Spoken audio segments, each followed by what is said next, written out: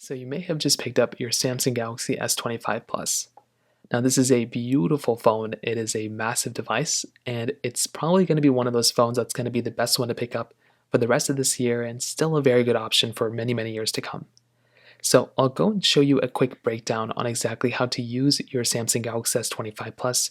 Whether you're a beginner or you've used this phone before, by the end of this video, you should know exactly everything you need to know, from a high level on how to use your Galaxy S25 Plus.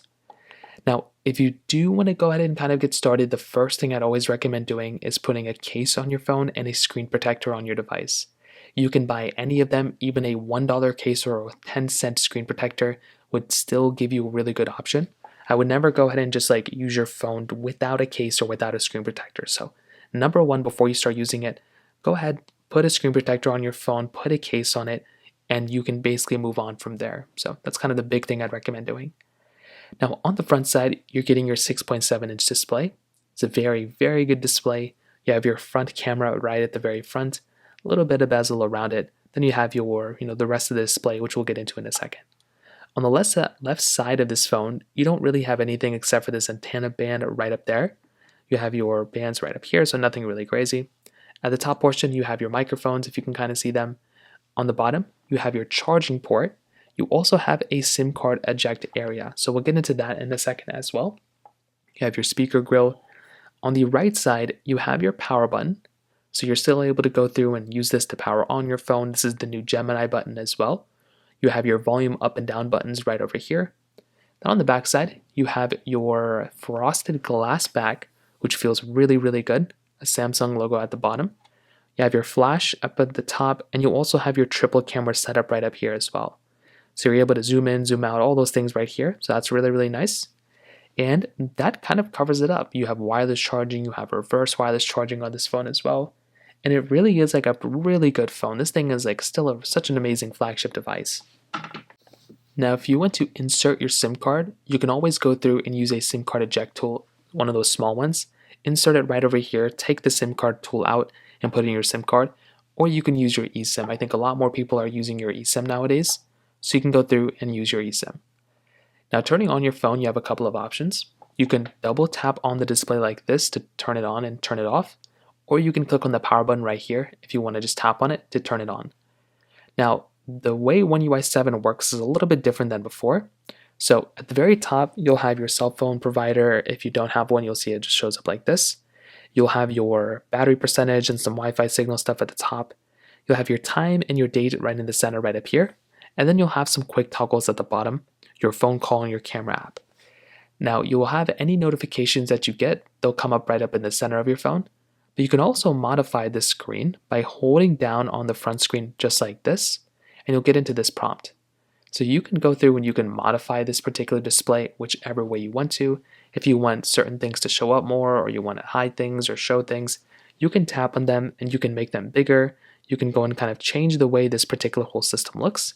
So that is really cool. You can click on font and color at the bottom. You can change the color of the font here. You can make it look better, whatever else way you want to do it. So that is an option that you have here. And it is actually a really cool thing that you can basically do here. So you can kind of mess around with it. I would recommend you to go wild, change up this whole entire thing whichever way you want to go. There's a lot of different ways you can go and make this thing look really nice. So change this to whichever way you want to do it. The world is your oyster here, and you can modify this whichever way you want to. Now, hopping out of here, you're now in your home screen.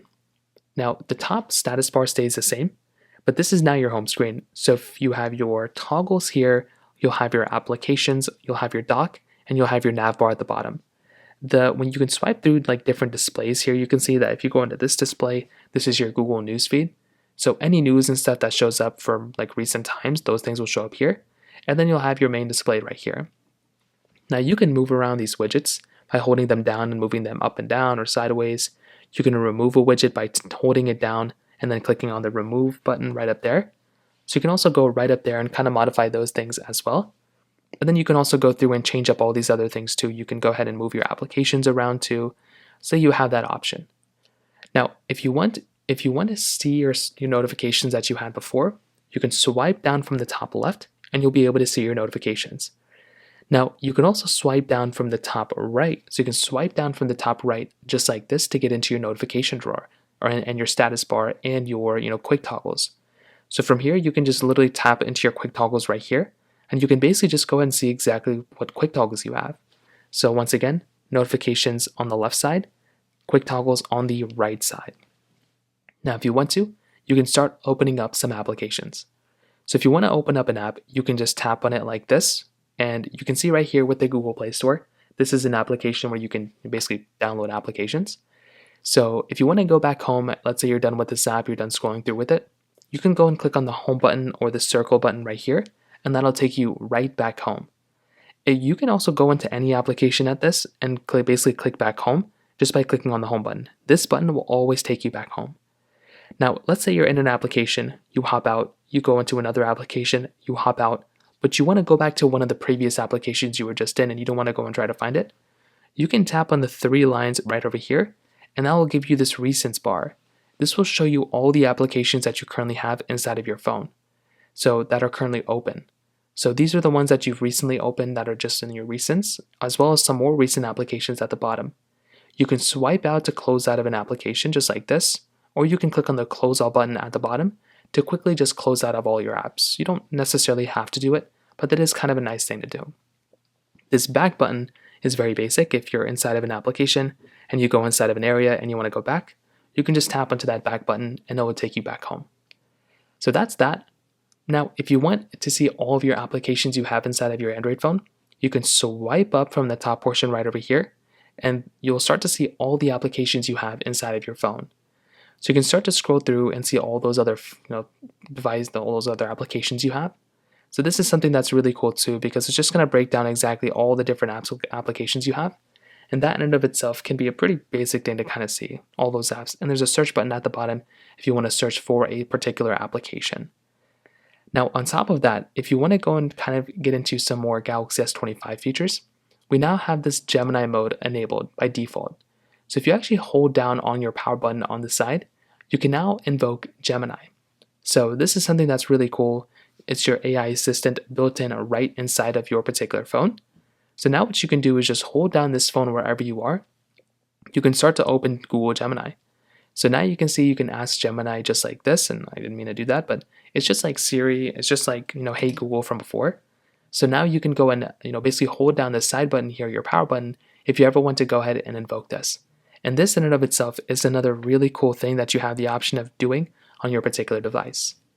Now, those are kind of the big things to hit on with your Galaxy S25. Again, basic things like the phone call application, you can phone people, messaging application, same thing. A big application I want to show you though is the settings app. So swipe up just like this and get into your settings application. If you are ever looking for a specific settings toggle or anything in particular, you can always click on this search button that's in the very top right up here, and you can search for those things. If you're searching for Galaxy AI or Bluetooth or cellular or anything like that, you'll be able to search for it right up here. Now, clicking back out, this application I would recommend getting kind of used to. So just kind of scroll through here and just get used to this application.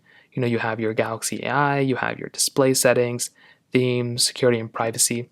At the very bottom, there's a software update panel. What I'd recommend doing is clicking on software update and just going through and just getting used to this particular panel and coming into here and actually updating your particular phone. So come right into here, try updating your phone every once in a while, and that can be a very important thing I'd recommend for you to do. Because if there's ever an update available, there might already be one available for your device, and I recommend going through, updating your phone, and basically just getting all the latest security fixes and fixes and updates for the most part. So that is basically how you use your Samsung Galaxy S25. It's a pretty basic layout, nothing super crazy. It's a very, very good phone. There's a lot of features inside of it, and hopefully that helps you kind of understand how to use this device. So in terms of that kind of covers it up there. If you have any other thoughts or questions, please let me know in the comment section below. Hit the like button, that will mean so much, but definitely hit that subscribe button. More importantly than everything else, I love every single one of you guys. Hopefully I'll catch you guys in the next video. Peace out till then.